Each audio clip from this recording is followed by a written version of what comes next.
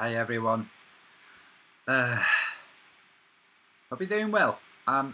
Day 3 lockdown journal. Although really it's day 2, I think. I don't know now. I've lost track. Anyway, hi all. Hope you're doing well. Have a couple. First, I'm just going to show something, not say anything about it, and then move on to something else. Okay? So just bear with me. You'll see why.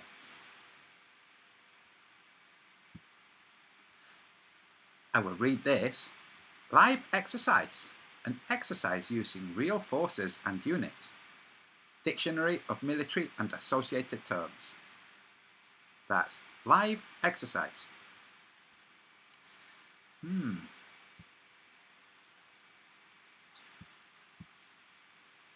What's this? Let's listen very carefully. The volume's very quiet.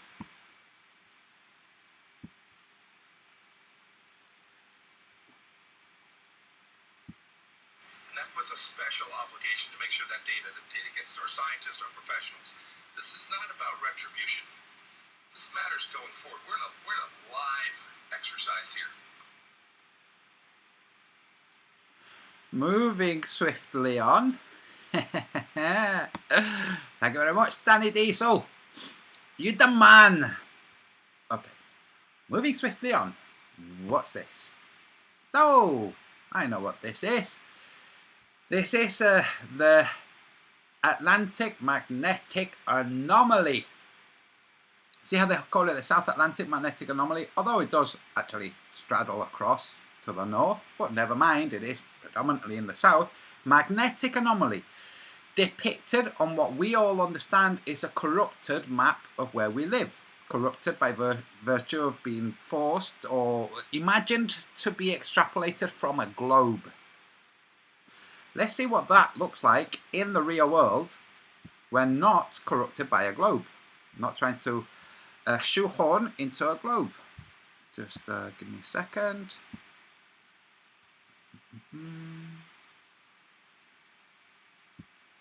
I have several windows here. There you go.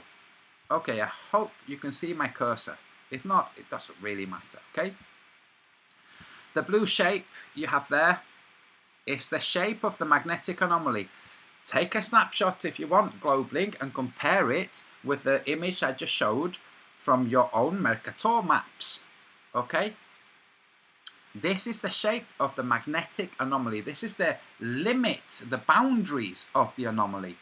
The most acute region, the heaviest, the heaviest loss of magnetism is around Brazil. I'm drawing with my cursor, but I don't know if you can see it. Brazil to that longitude, that curved longitude that's all on its own in the middle of the Atlantic. You'll note that these longitudes, which would be the longitudes by which time is set or counted, you know, the hours difference between one place and another. And this would be during the period of the equinox. And as we all know, the time difference between one place and another changes throughout the year, doesn't it? Yes, it does. By which I mean how long it takes between sunrise in one place and sunrise in another. And these would be depicting sunrise and sunset around the equinox period. In fact, around the September equinox period. Just 1 second, I have a message.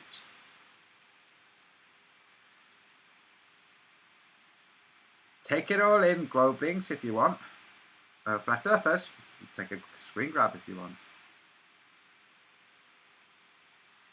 Or Pondlings, I should say.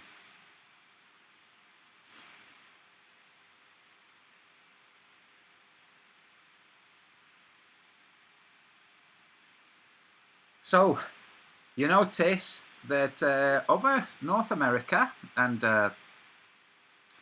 Western South America, well, in fact, just the whole of the Pacific, those longitude lines seem kind of rather, well, squashed together. quite regular, apart from when they start getting to, you know, the atolls and Papua New Guinea and Australia, and then they become all distorted in that region of the Philippines and Indonesia and Thailand, all distorted. I've discussed this earlier, so I'm not going to go into it again. Then they start spreading in a distorted way, as you see. They start spreading, and south of India, there just so happens to be this thing called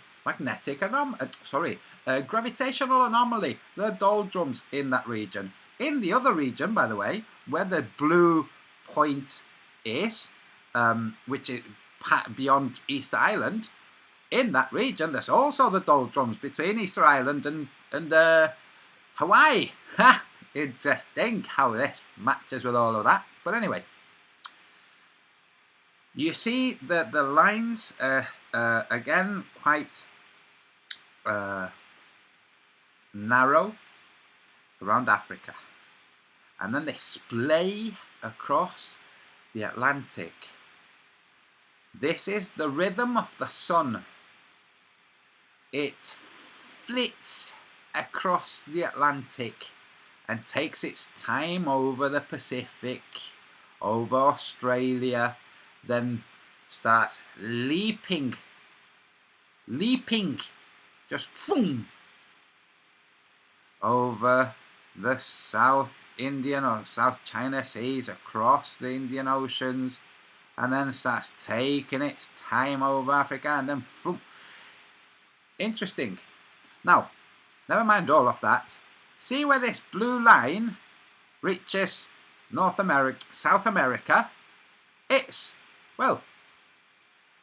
in Venezuela.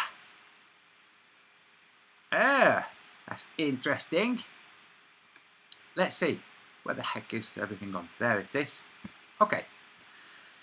That's the anomaly. What am I showing? Where am I? Oh, yes. Okay. So, this magnetic anomaly. That's what I was just showing you with my map. Okay. Notice where Venezuela is. Lake Maracaibo is where the yellow boundary, where it's yellow and green, reaches land. Oh, it reaches land there. Not only land, but land with mountains, land that reaches up towards the sky. Now, the heaviest red region, around Brazil, at that point, when the sun is illuminating that region, the magnetic membrane above us reaches down to the ground to a height of 120 miles. When the light we call day is illuminating the other side of the circle, there's no magnetic anomaly here. It's only in the day.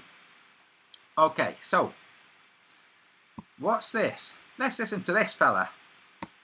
Imagine living in a place where you're surrounded by the sharp smell of ozone and hot, dry air. And around 300 nights per year, the sky is lit up by nearly 10 hours of continuous lightning strikes that can be seen from hundreds of kilometers away. In fact, during peak thunderstorm season, an average of 28 lightning strikes per minute hit the surface of Venezuela's Lake Maracaibo. This lake and its weird lightning have been a scientific mystery for decades, but nowadays researchers think that a perfect storm of environmental factors is causing this everlasting light show. The phenomenon is known as Catatumbo lightning, named after the river that flows into the southern part of Lake Maracaibo. It's been recorded as early as 1598, when the poet Lope de Vega recounted how it helped thwart a surprise attack by the English privateer Sir Francis Drake. And on a molecular level, Catatumbo lightning is pretty normal. Lightning is a buildup and release of electric charge between one cloud and another, or between clouds and the surface of the Earth. When rain and icy dust particles collide during a thunderstorm, the clouds become polarized, polarized, with clusters of positively and negatively charged particles. Basically, we think that upward currents of air push some molecules skyward, while heavier particles drop down and collide with them, snagging electrons along the way. Since electrons are negatively charged, the bottom of the cloud gets more negatively charged, and the top gets more positively charged. And because like repels like, the negative bottoms of these clouds repel electrons on the ground, trees, or buildings below, leaving them with a more positive charge. And all this charge separation keeps building up, creating a strong electric field. Most of the time this leads to negative lightning, where streams of negative charges from the bottom of the cloud branch towards the Earth. That negative stream is met by an opposite stream of positive charges flying skyward, and when that happens, they exchange energy that manifests as a bright lightning strike. These strikes can heat the surrounding air to a ridiculously high temperature of nearly 30,000 degrees Celsius, around 5 times hotter than the surface of the sun. Now, scientists have been baffled by the fact that Catatumbo lightning happens in the same place night after night with an estimated 1.2 million strikes per year. One Venezuelan scientist who surveyed the area in the 1960s took a guess that uranium deposits in the nearby bedrock might act like a lightning magnet,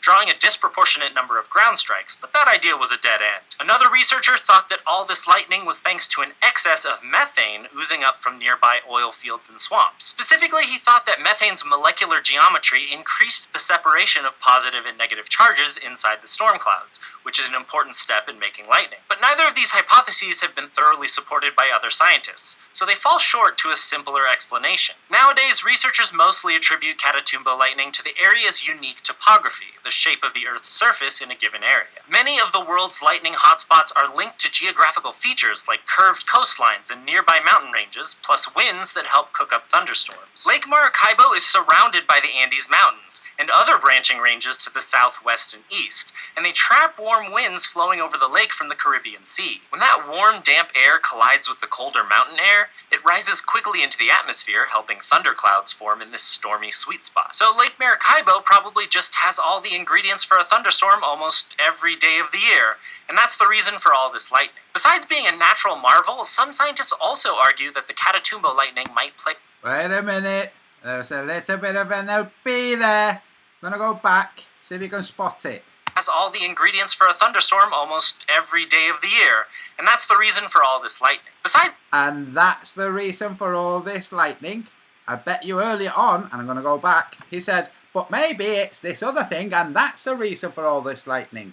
Because he's already owned up that actually none of the scientific explanations are taking hold. So I'm gonna rewind a little bit.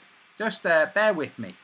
Took a guess that uranium deposits in the nearby bedrock might act like a lightning magnet, drawing a disproportionate number of ground strikes, but that idea was a dead end. Another researcher thought that all this lightning was thanks to an excess of methane oozing up from nearby oil fields and swamps. Specifically, he thought that methane's molecular geometry increased the separation of positive and negative charges inside the storm clouds, which is an important step in making lightning. But neither of these hypotheses have been thoroughly supported by other scientists, so they fall short to a simpler explanation.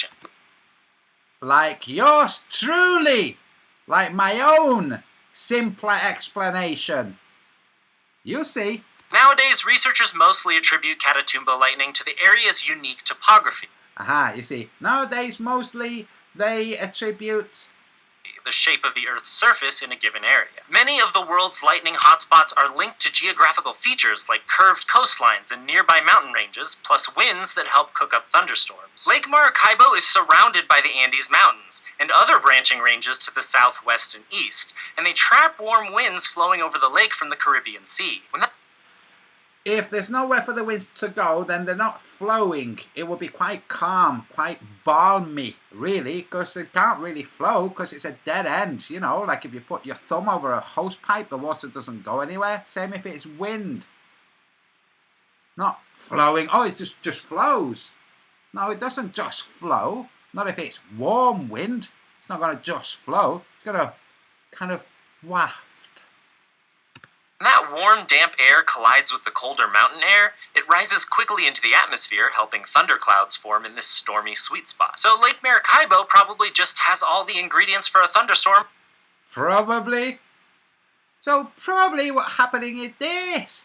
almost every day of the year, and that's the reason for all this lightning. Besides being a natural marvel, some scientists also argue that the Catatumbo lightning might play a critical role in generating ozone in the atmosphere. Ozone is a molecule made from 3 oxygen atoms, and helps contribute to a protective shield around the Earth in the upper atmosphere. And the ozone layer absorbs potentially harmful high-energy ultraviolet rays from the sun before they reach the planet's surface and cause damage to living things. When a lightning bolt rips down from the clouds and heats the nearby air, the energy release triggers chemical reactions that produce nitrogen oxides, which can then react with other molecules to form ozone. So Lake Maracaibo's other claim to fame might be that it's the largest natural source of ozone in the world. But wait a minute.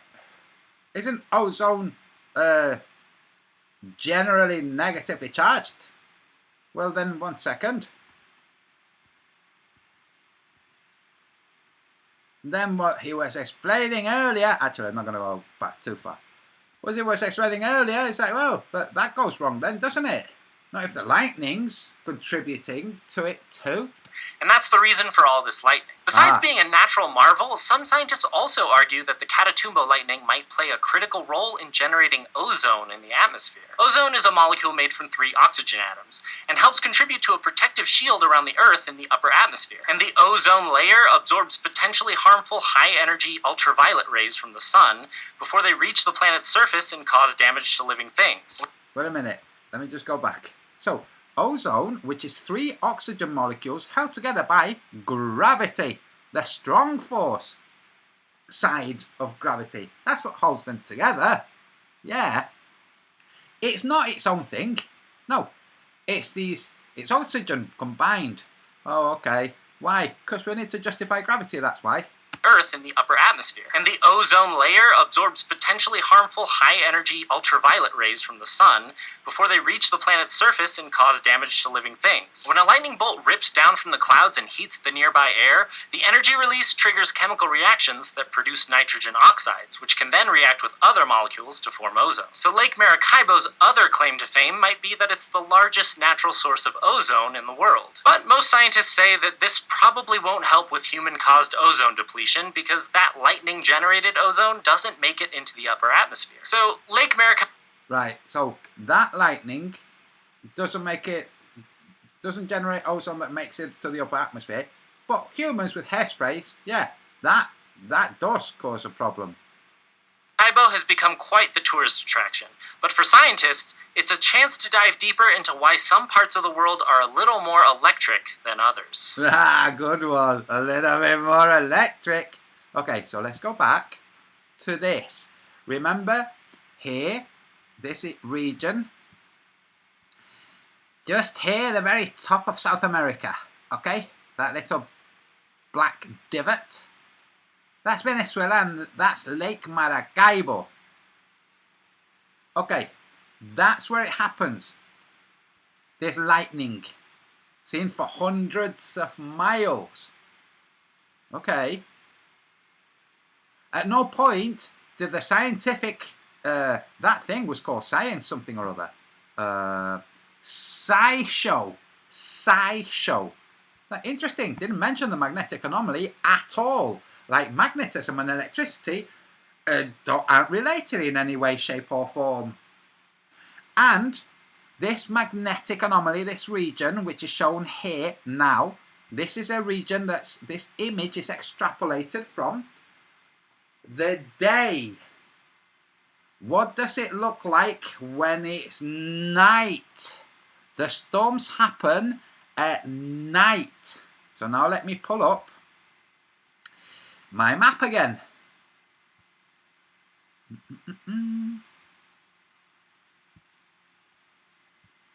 Wherever it is. There it is. Okay. That's a bit. So, this region here. Okay, this region, well, I don't know if you can see my cursor. You see, the bands of longitude, if you were to take the longitude that goes from Quebec region, across Cuba and through, let's see, Okay. The curve that's at the top now, okay? The small curve that's cutting through South America. If you were to colour that grey, that would be, well, when the day is to the north or up, sorry, forget to the north, up on your image, okay? If that was coloured grey, it would be dusk. And then when it was coloured black, it would be night. And that's a change in the voltage of the air. And it's a change of the voltage in the air where the magnetic anomaly reaches land, and not just land, but land that has a very quick transition between water and very steep mountains. Magnetic and electric potential, is it likely to cause lightning bolts when that magnetic potential is lower, closer to the surface of the Earth? Yes, it is. And that's why it happens. That's a simpler explanation they're looking for. And now I can close that. Close. And go back to this. See, this is the problem with maps being distorted like this one is. And people thinking that it's a kind of an acceptable representation, when this is a representation over a period of time. You can't do this with a still image. It's like if you were discussing the growth of a tree with an image of a mature tree. That's not a good representation of the time period of its growth and the changes that it took. Am I getting through? You can't use a still image or something that takes a period of time to represent the changes in that period of time. They show this image and they misguide people into thinking, oh yeah, no, that's just where the anomaly is.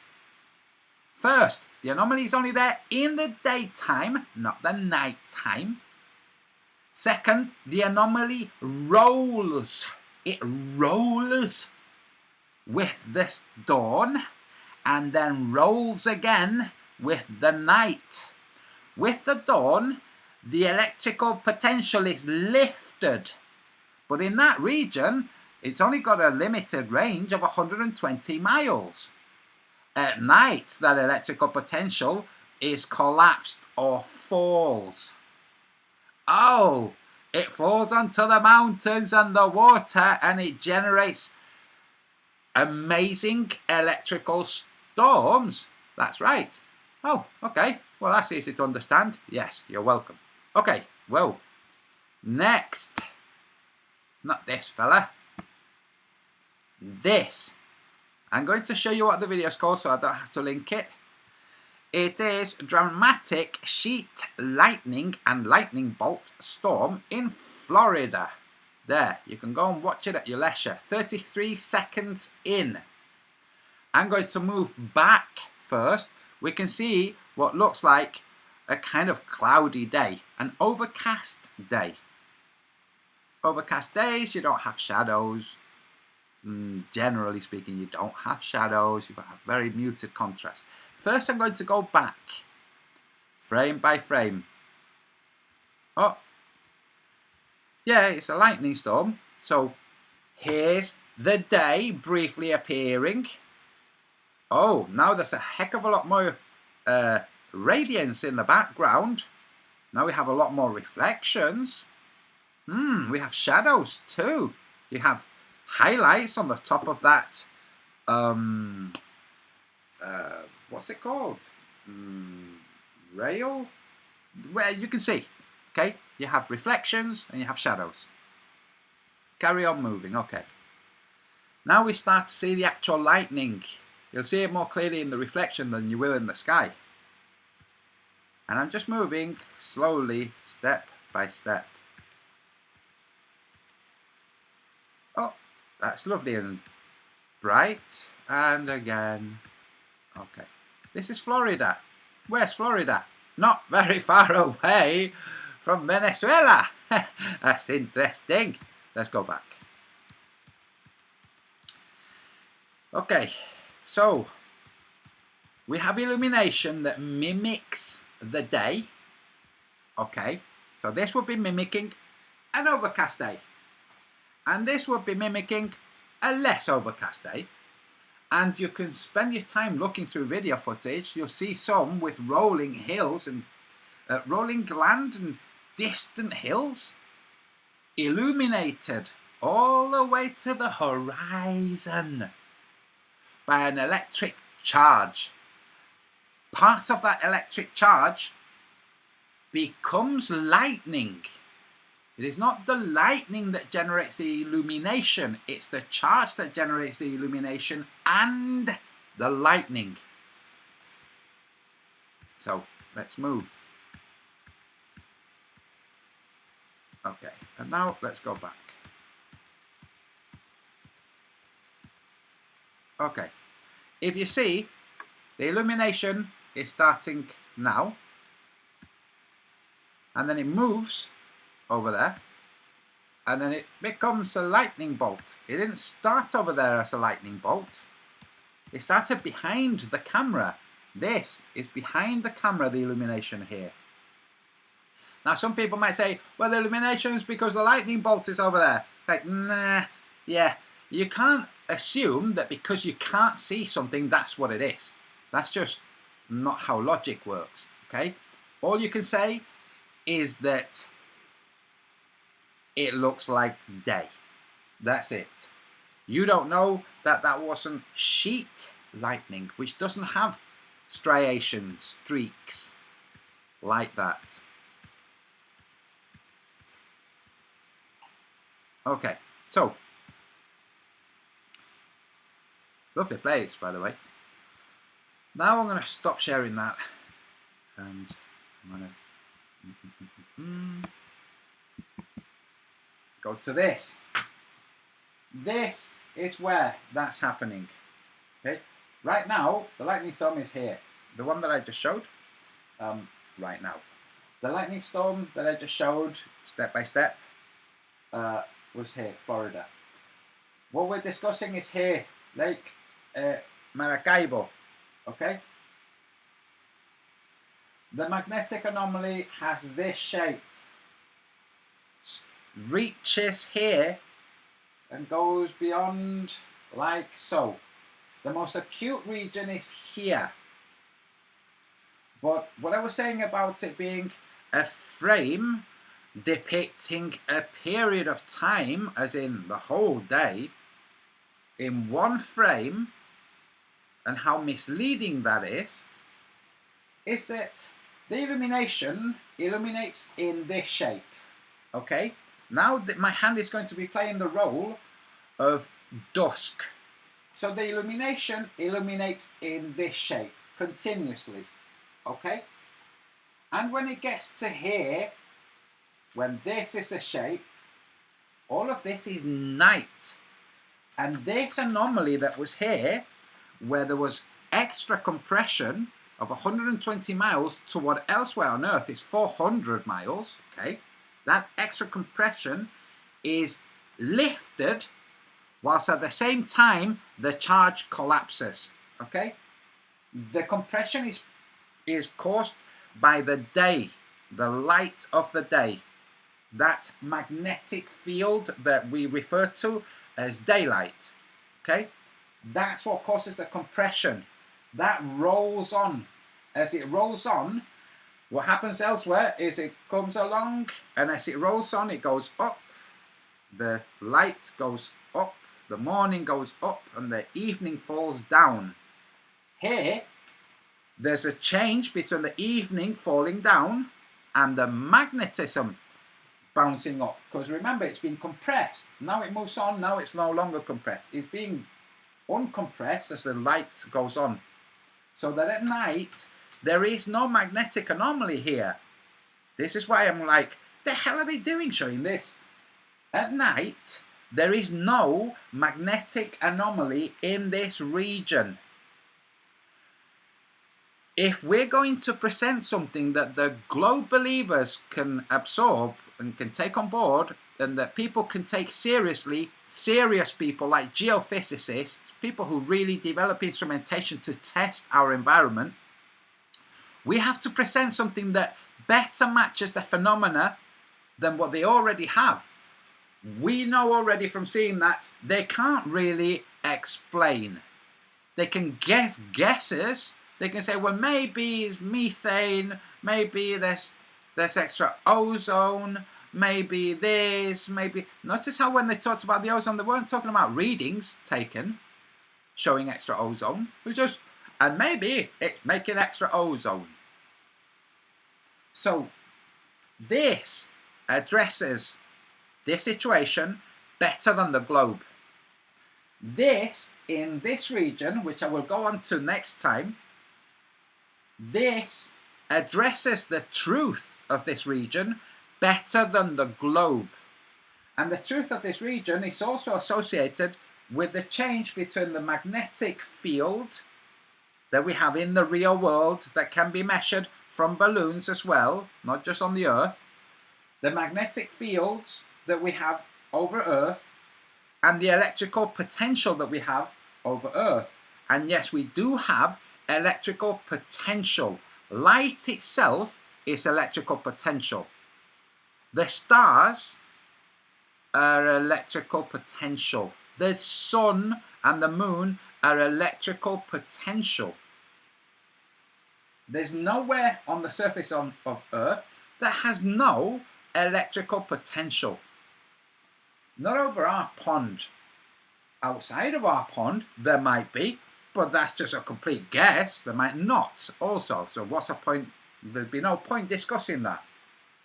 But what we have here is a region where when the day strolls across and the night follows, when the night reaches this point where the region that's been compressed extra much by the day field or the day array or the day electrical potential, because the electrical potential changes at night too, when this has this switch just here, there just so happens to be a situation where it's like, oh, coincidentally there's a pond and mountains. Like, oh, mountains wouldn't have anything to do with electricity. It wouldn't maybe be like a holistic system. You know how trees grow up and then lightning happens and it joins the trees at times?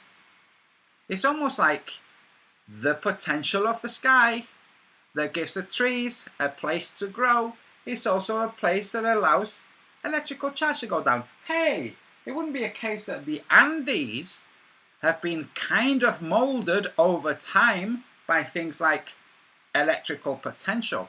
It wouldn't be something like that, would it? Oh, no. It's just plate tectonics, is it? Oh, okay. Okay. Right, now I'm going to look in the chat. I enjoy doing this. Maybe it's methane. Maybe uranium deposits. Oh, lots of maybes. Right, where is the whole thing? Here it is. Right. Oh, that's not it. Now I'm looking in the chat. Flat Earth Data, you mentioned something about equations of time, was it? Oh, Utah had an earthquake above an underground military base. Did it really? Good gosh. I hope they've made military bases. Oh, right. Yeah, give me a second. I was thinking this last night whilst I was busy not going to sleep. Just one of those nights where you're just lying like, okay, sleep, dude. When are you coming? Just give me a second.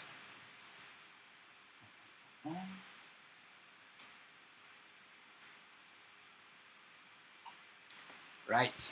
Hello, Key. So, where am I? I was thinking this surface of Earth that had a bit too much curve. Have it. So surface of Earth, nice flat place. Utah, nice and flat. Okay. Deep underground military base. I hope that or deep underground base. Okay. I hope that it's something like this. Okay, I'm just making a small image of things representing various different things. It's a cross section. Okay, so here you are. Okay, now tunnel in somewhere. Okay, so tunnel in somewhere. It's likely to be very far away, so it can go out, you know, without going too steeply. But you know, here, train tracks maybe even. Who knows? But doesn't matter. Let's make it like so. Okay, gradual drop. And here people can get out some vehicles and live here and do stuff. This would be an underground military base, okay? There would obviously be all kinds of things like filters and exhaust or compressors and all kinds of things so that people don't just suffocate, okay? So maybe some kinds of vents, maybe, but it would be vents that can be closed and other things used instead. So, you know, right. So let's ignore the vents. I hope that what they've made is this whole thing on a system of gears, and this is obviously just a cross section, so that the whole thing can turn. Okay, so the whole thing can turn in case after the calamities, in case the land is no longer in this direction, but it's instead in that direction. You don't want the people sloping off. You want the thing to be, well, horizontal still. You know, with the whole thing, like so. I hope that's what they've made. You see, like if the whole land just vroom. Because obviously geologists say, oh no. These layers of rock that you see sticking out at rakish angles, here sticking out in this direction and there sticking in that direction, yeah, that happened over millions and millions and millions of years. Do you have any evidence for that? None whatsoever. What makes you think it didn't happen suddenly? Well, that we have ideas, that's why. True story. Right. So, Madame Medusa, thanks for that, because I wanted to show this. One of the things I was thinking last night.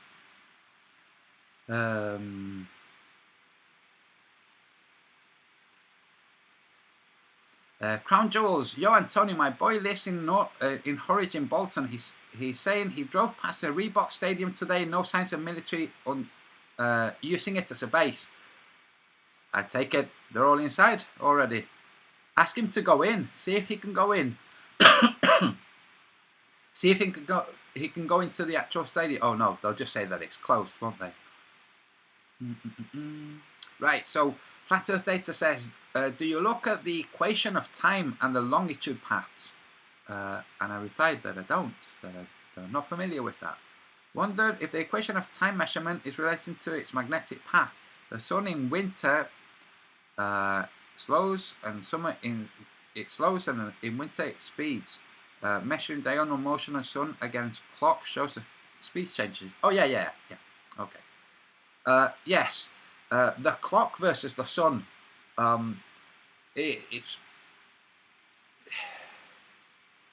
It's a problem for. It's a cognitive problem. The clock versus the sun. When solar noon. So, if we had a system that measured solar noon 1 year versus solar noon the next year, the places that do have these things say, oh yeah, no, there's a small discrepancy between solar noon this year and solar noon that year. There's a discrepancy. That's why every 4 years we add a day to correct for that. Like, oh, that's interesting. I thought solar noon was, if you had a post and the sun's there and there's this day and the shadow reaches here, I thought I thought that was Solenoon, but it doesn't quite work like that. So, because the model that they're working on doesn't work like that. It's like, oh no, well, it doesn't quite work like that. So we tweak it.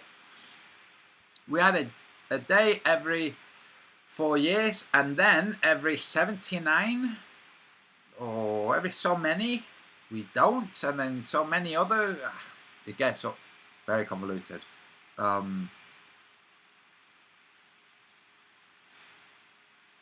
I'm looking in the chat. John C. Oddity, bet Q is watching. Hi Q, greetings Q. Hi Q. Oh, it's the Q from, yeah, they know everything because, you know, Star Trek, that's right. Got Q level clearance.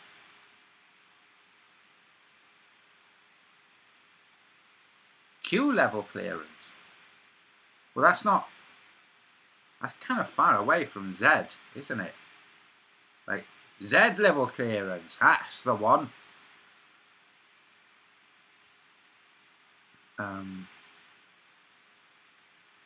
Wobbly Boost. Right, so I have not seen day 1 and 2. And good day, welcome back. Thank you, welcome back to you too. I don't know why you've not seen 1 and 2. Maybe shadow banned. Who knows?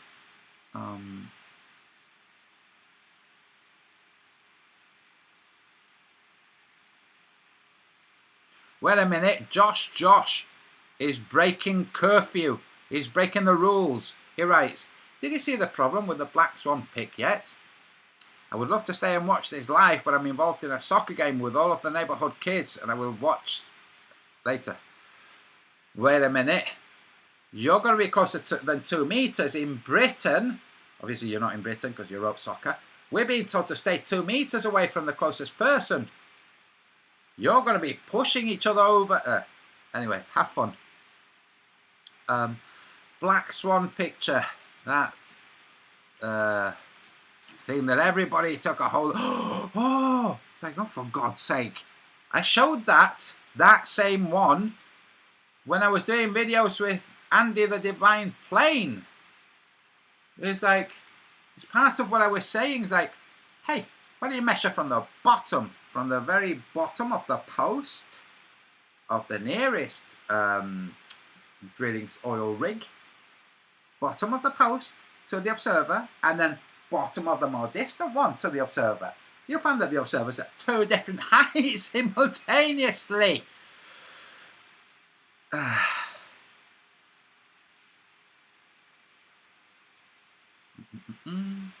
I'm just scrolling through the chat, and when I've looked through, I'm going to bail.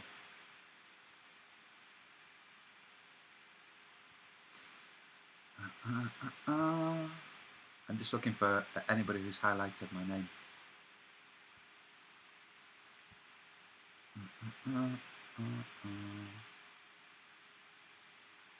Tell you what, for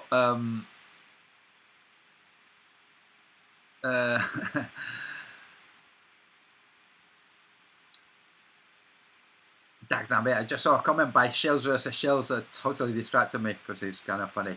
Imagine all the crack smokers paranoid to death of this viral. Can you relate, John?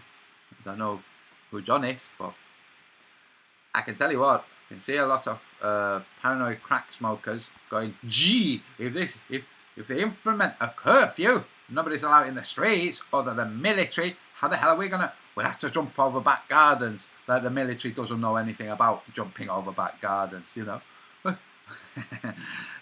Anyway. Damn it, what was I going to say?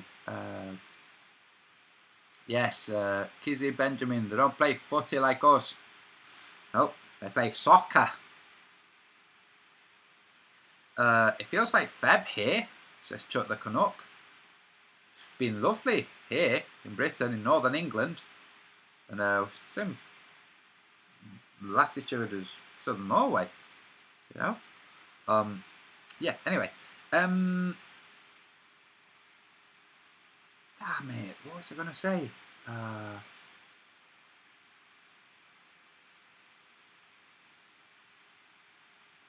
Probably boost. Who would think of all the crack smokers? That's right.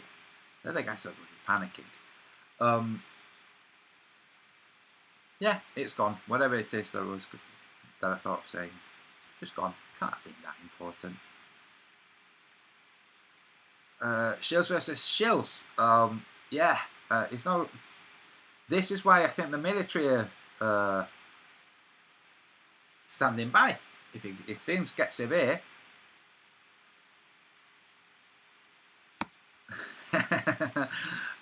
all shops are shit. No more shoplifting.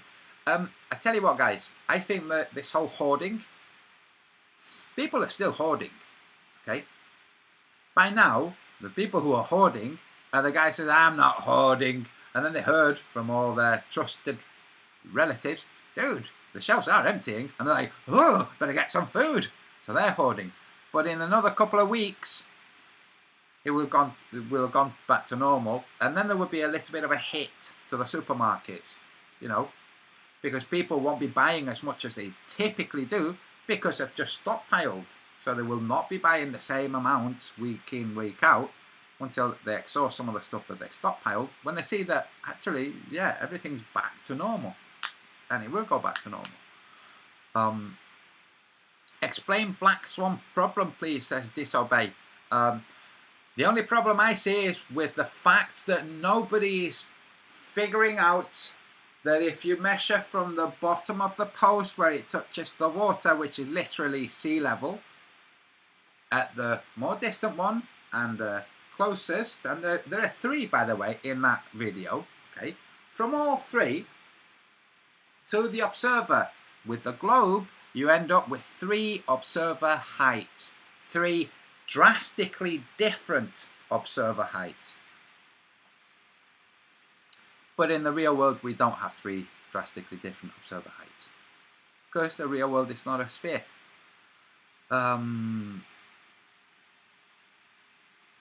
Ooh.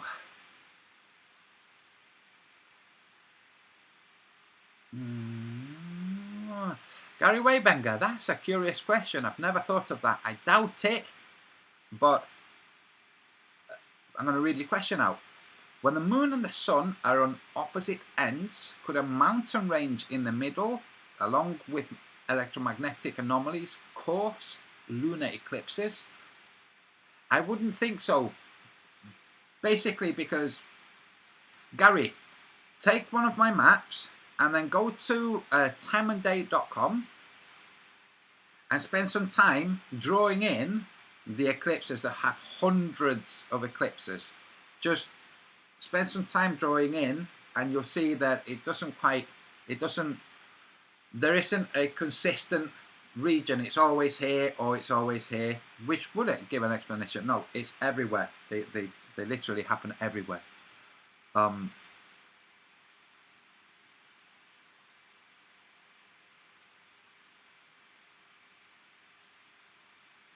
Shills versus Shills. There are old people dependent on medication that will get shut off if it keeps going. They won't be shut off. This is we can't know for sure what this is all about until we look back on it. You know, once we've gone past it and we look back. But no, that won't happen. Adrian Franisek, I just highlighted because you were looking for it. And you got me. Right, folks, that's it. Danny Diesel, thanks for the live drill. Live exercise. Live exercise. That's interesting. Isn't that another word for a drill? No, it's not. No. Well, I mean, yeah, but no. Right. Okay, folks. Thank you very much for your time. Enjoy the rest of whatever until next one. See you. Bye.